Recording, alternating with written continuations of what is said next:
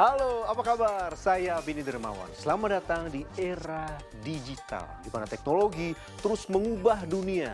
Mari kita jelajahi bersama perkembangan sains, hobi, dan teknologi saat ini dalam CNN Indonesia Tech.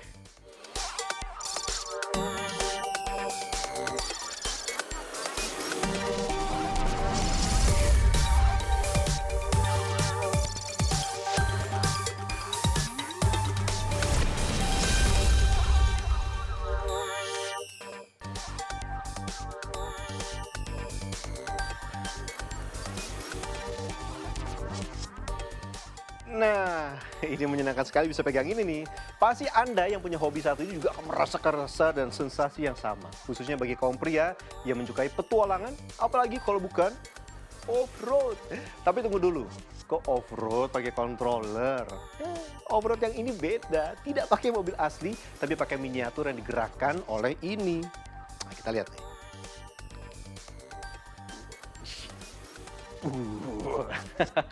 Nah, remote control atau RC Offroad ini dipakai untuk main RC Offroad yang dilakukan di Bogor. Nah kan, seru kan? Yang ini nyaris gak ada bedanya sama lintasan aslinya.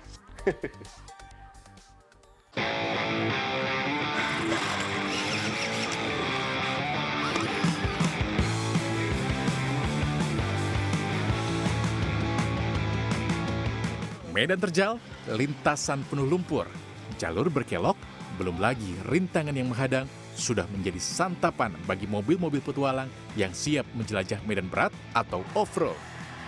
Ya, sensasi keseruan dan adrenalin tentu yang dicari para penghobinya.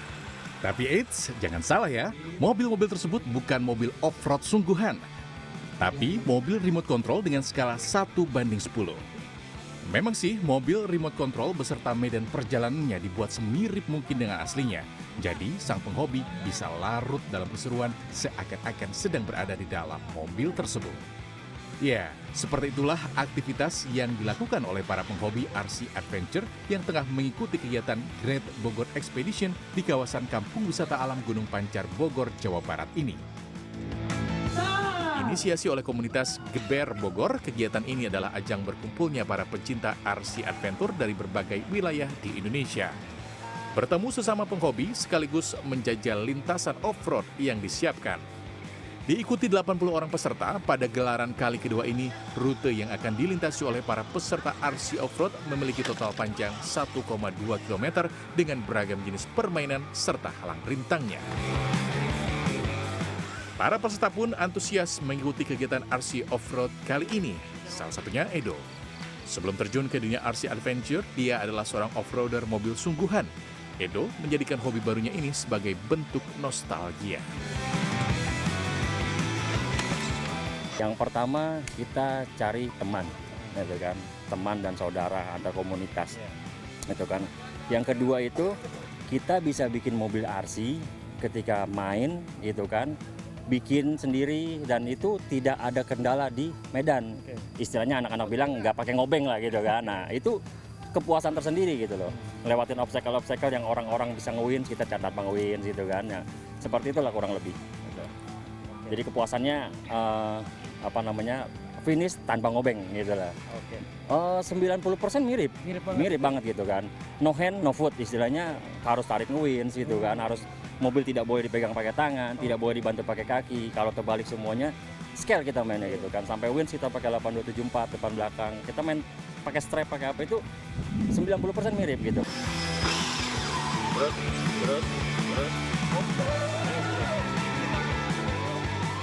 Selain Edo, ada pula penghobi off-road lainnya yang datang dari Pulau Kalimantan yang sengaja datang ke Bogor, Jawa Barat hanya untuk menikmati permainan RC bersama para penggemar lainnya. Pertama kan hobi RC ya, jadi seling ikut event di Kalimantan selalu kita ikutin. Terus ini juga perdana saya main RC sampai Pulau Jawa gitu. Di perdana? Nah, dan ini juga eventnya khusus, Great Bogor Expedition ini salah satu event Lady khusus Land Rover ya.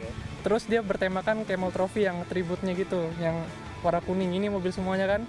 Jadi emang rela lah karena eventnya cuma ada di sini. Belum. Kalau saya senang mabarnya. Mabarnya. Iya, karena seru. Sama ngeliatin RC lewat-lewat jalan, itu enak. Dan sambil mengimajinasikan off-road beneran. Iya, gitu, bener. Sama bayangannya waktu kecil muncul.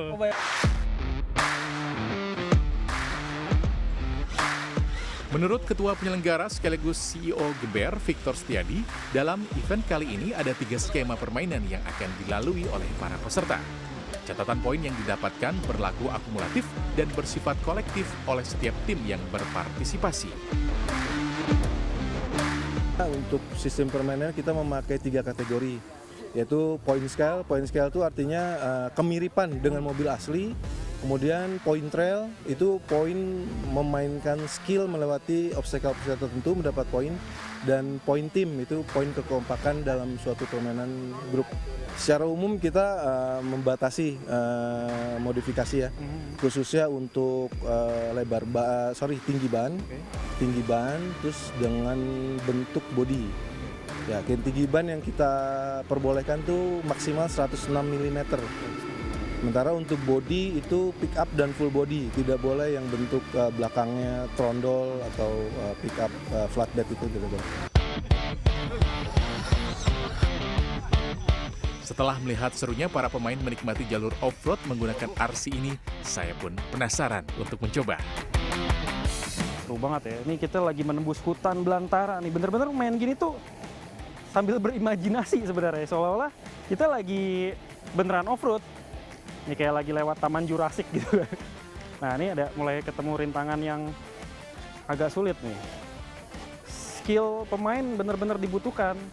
Kalau bisa nggak boleh nyenggol batunya gitu kan. Anggap aja ini mobil beneran gitu, jadi nggak boleh lecet, nggak boleh penyok. Oh jalannya terjal nih. Dan ini keren loh. Alatnya pun ada MID-nya nih, Multi Information Display. Nah, barusan saya juga sambil diajarin, ini kan ada tanjakan yang terjal banget nih kelihatannya nih. Elevasinya tuh atau sudut kemiringannya tuh ekstrim gitu. Nah, kalau kita ngegas doang itu nggak bakal bisa. Jadi kita harus, ini ada tombol untuk narik winch-nya nih. Jadi kayak bener-bener off-road beneran gitu. Nih, kita gas aja di tipis-tipis gitu, ambil naik.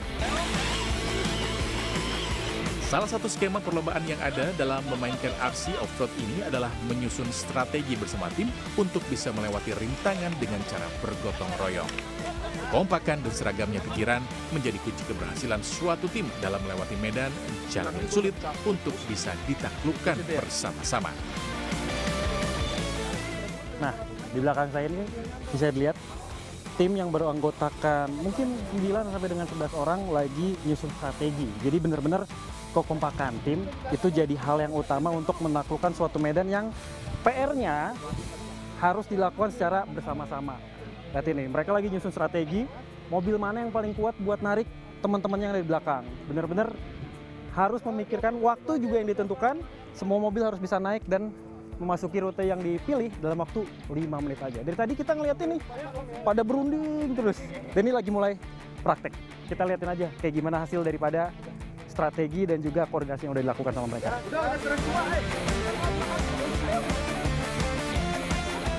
Acara ini diikuti oleh 80 orang peserta dengan biaya registrasi sebesar Rp300.000 per orang. Tim dengan penilaian kekompakan terbaik serta skill permainan yang juga apik akan mendapatkan poin tertinggi.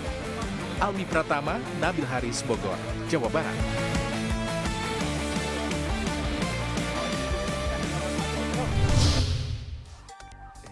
Ya, tahun 2025 kita hidup di era teknologi digital. Nah, yang ini pasti Anda semua sudah familiar kan? Internet ini sudah jadi bagian penting dalam kehidupan sehari-hari. Kita banyak dapat informasi, belajar dari sini. Dan tidak cuma itu, kita pun terhibur nih sama konten-konten yang ada di sini. Ada beragam informasi, kita bisa bermain, hiburan, kesempatan belajar, semua didapat hanya dengan aplikasi-aplikasi ini. Nah, sayangnya setiap kemajuan teknologi pasti ada dampak negatif. Untuk itu perlu ada edukasi dini oleh para orang tua agar bisa mengurangi bahaya penggunaan teknologi digital.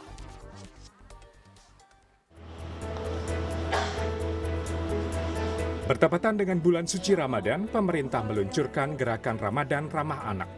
Gerakan ini bertujuan untuk mencegah kekerasan terhadap anak dan perempuan. Menurut penelitian yang dilakukan Kementerian Pemberdayaan Perempuan dan Perlindungan Anak, penyebab kekerasan dalam rumah tangga antara lain pola asuh serta penggunaan gadget atau gawai yang tidak bijaksana. Gerakan ini meminta kepada seluruh anggota keluarga agar tidak menggunakan gawai selama 1 jam sehingga meningkatkan interaksi sesama anggota keluarga. Jika demikian, kedekatan bisa mencegah terjadinya kekerasan. Sebelumnya pada Hari Aman Internet pada bulan Februari lalu, Menteri Komunikasi dan Digital Mutia Hafid menyampaikan pemerintah saat ini berfokus pada ruang digital untuk anak, yakni menyiapkan mekanisme atau aturan terkait pembatasan akun anak untuk membatasi interaksi dengan media sosial. Ini kita berkumpul dalam rangka Saver Internet Day. Kita memperingati bahwa ruang digital adalah ruang yang seharusnya aman dan harus kita jaga bersama. Bagaimana caranya buat aman? Secara teknologi harus aman. Jadi kita makanya menggandeng hari ini dengan Google, tapi pada prinsipnya kita menghimbau seluruh platform-platform perusahaan-perusahaan teknologi besar lainnya untuk mendukung keamanan ruang digital khususnya untuk masyarakat di Indonesia dan khususnya lagi untuk anak-anak di Indonesia.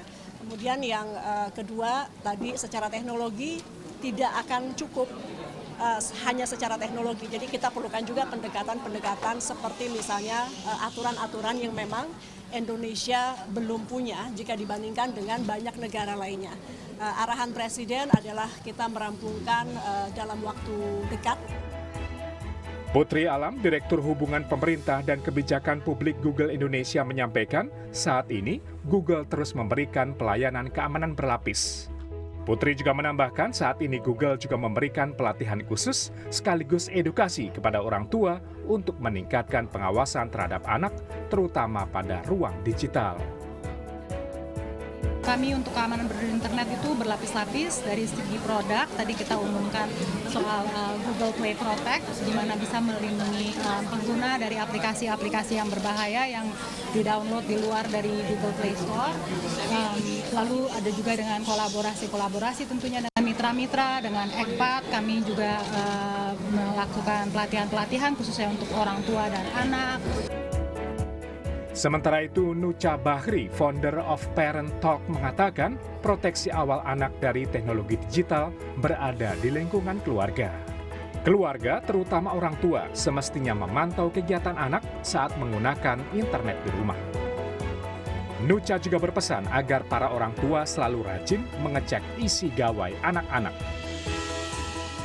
Untuk proteksi awal sebenarnya udah pasti keluarga, family values dari setiap keluarga itu berbeda-beda. Tapi yang pasti kita semua punya aturan di rumah bagaimana kita mengkonsumsi yang namanya internet. Karena akses internet sekalipun anak-anak kecil bisa dari mana aja. Bahkan dari support system yang kita pikir bisa melindungi anak-anak, tapi secara tidak langsung di rumah ada siapa? Misalnya ada mbaknya, ada pengasuhnya dan lain-lain.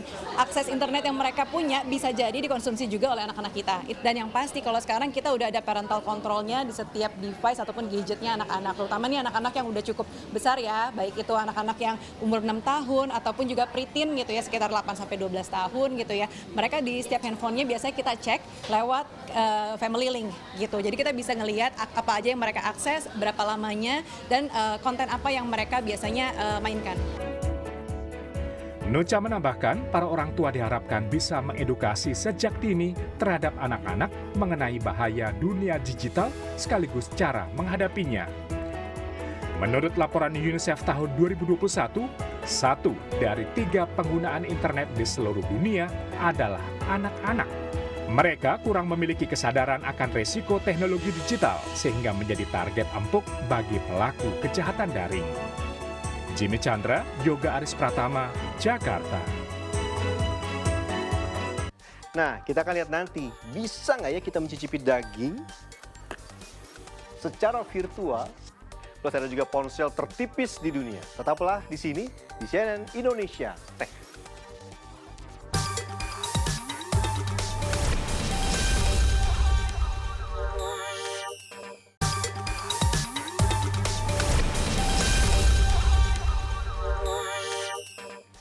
Pameran teknologi telekomunikasi terbesar di dunia, Mobile World Congress 2025 yang digelar pada 3 hingga 6 Maret kemarin di Barcelona, Spanyol, memiliki beberapa terobosan yang mencuri perhatian. Mulai dari eksperimen mencicipi daging, yang terbuat oleh printer 3 dimensi, bikin lapar, sampai dengan ponsel tertipis di dunia, hingga komputer biologis yang beroperasi pada sel manusia yang masih hidup. Wah, gimana tuh caranya? Kita lihat yang satu ini. Para pengunjung Mobile World Congress MWC di Barcelona mendapatkan pengalaman menarik dengan mencicipi taco yang dibuat dengan daging nabati dari proses biomimetika, yaitu teknologi yang meniru desain, sistem, dan karakteristik makhluk hidup di alam untuk kehidupan manusia. Perusahaan startup teknologi asal Spanyol Novamid memamerkan mesin yang dapat memproduksi alternatif daging nabati dengan cara yang mirip dengan printer 3 dimensi. Mesin yang dinamakan Microforce itu mampu mengekstruksi jaringan serat untuk membuat lapisan demi lapisan daging sapi suwir. Teknologi ini memungkinkan terciptanya daging nabati yang meniru tekstur berserat dari produk daging tradisional sehingga menghasilkan tekstur dan rasa di mulut yang hampir tidak dapat dibedakan dari produk daging tradisional.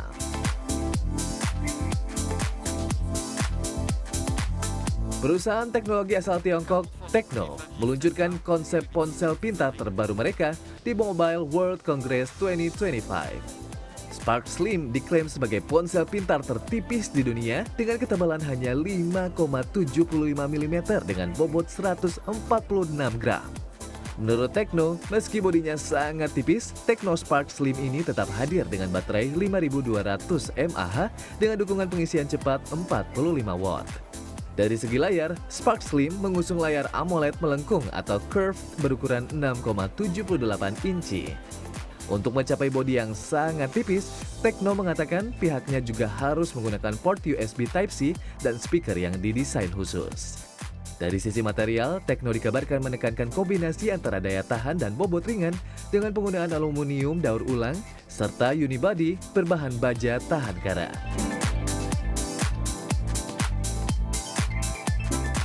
Sebuah terobosan baru di dunia teknologi dan biologi dipamerkan oleh perusahaan rintisan asal Australia. Cortical Labs memperkenalkan komputer biologis komersial pertama di dunia bernama CL1 yang beroperasi pada sel manusia yang masih hidup. CL1 menggabungkan neuron yang berasal dari sel puncak manusia dengan silikon sehingga menciptakan kelas AI baru yang dikenal sebagai kecerdasan biologis sintetis atau SBI. Cortical Labs mengklaim SBI mampu belajar dan beradaptasi lebih cepat daripada AI berbasis silikon standar. Mereka mengambil darah atau kulit manusia dan mengubahnya menjadi sel induk, lalu dikembangkan menjadi sel otak atau neuron untuk dijadikan pusat komputasi. Perusahaan tersebut mengatakan bahwa CL1 dapat merevolusi penelitian ilmu hayati, penemuan dan pengujian obat, serta deteksi penyakit dini, dan mempercepat pengembangan pengobatan yang dipersonalisasi. Unit tersebut juga memiliki sistem pendukung kehidupan buatan untuk menjaga sel tetap sehat, termasuk pompa sebagai pengganti jantung, reservoir makanan, filter sebagai pengganti ginjal, serta sistem pengelolaan gas dan limbah oksigen dan CO2.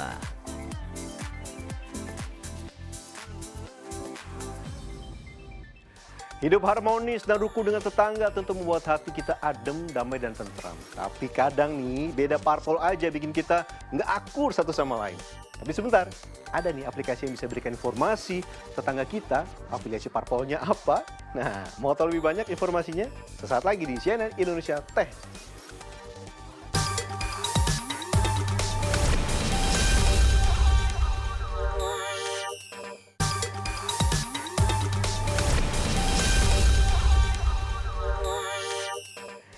Hidup bertetangga itu memang susah-susah gampang. Hidup harmonis, rukun dengan tetangga ini jadi keinginan banyak orang. Tapi bagaimana bila atribut politik dan pilihan partai politik tetangga ini akhirnya jadi sumber pertengkaran? Nah, kini sebuah aplikasi ponsel memungkinkan orang untuk mengetahui afiliasi parpol tetangga sebelum pindah ke permukiman. Nah, kita jadi tahu nih tetangga kita afiliasi parpolnya apa. Namun informasi ini sekaligus menutup CNN Indonesia Tech kali ini. Jangan berhenti untuk berinovasi. Sampai jumpa minggu depan. Dan CNN Indonesia menghubungkan Anda dengan inovasi terbaru. Sebentar, saya ingin tahu nih tetangga saya afiliasi parpolnya. Oh, itu ternyata.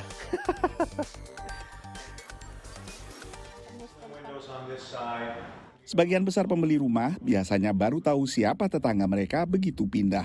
Tapi sebuah aplikasi ponsel baru memungkinkan pembeli rumah mempelajari afiliasi politik calon tetangganya sebelum menaikkan kontrak pembelian rumah. Aplikasi tersebut bernama Oisi.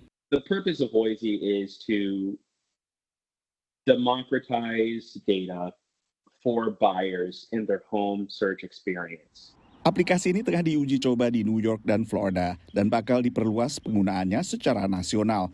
Data soal afiliasi politik diperoleh dari catatan publik yang memang merekam afiliasi politik orang dengan alamat tertentu. It's to get you to the understanding of when I move here, these are the type of people that I might be inviting over for dinner, the type of people that I will be raising my child alongside. Di Amerika Serikat, afiliasi politik seseorang bisa dengan lebih mudah diketahui karena pada kartu pemilih yang bisa mereka bawa ke TPS akan menunjukkan di sana apakah mereka pendukung Partai Demokrat, Partai Republik, atau non-partai alias independen. Tapi data di kartu pemilih ini hanyalah formalitas karena sudah tercantum dalam database yang dimiliki secara elektronik oleh penyelenggara pemilu.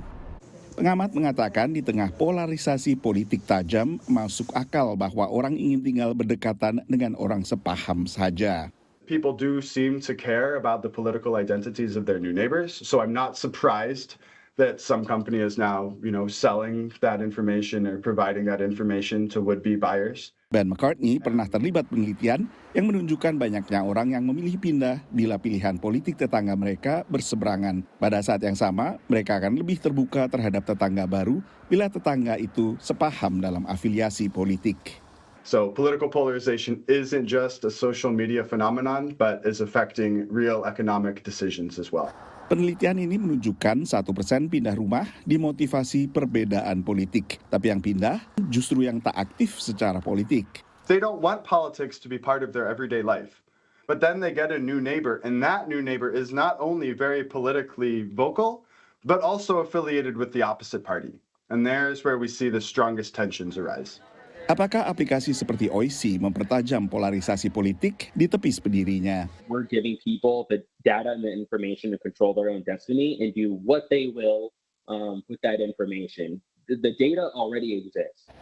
Daripada terlanjur pindah kemudian bertengkar dengan tetangga, Oisi menawarkan kemungkinan meminimalisasi potensi konflik sebelum teken kontrak. Dari Washington DC, Nova Purwadi dan tim VOA.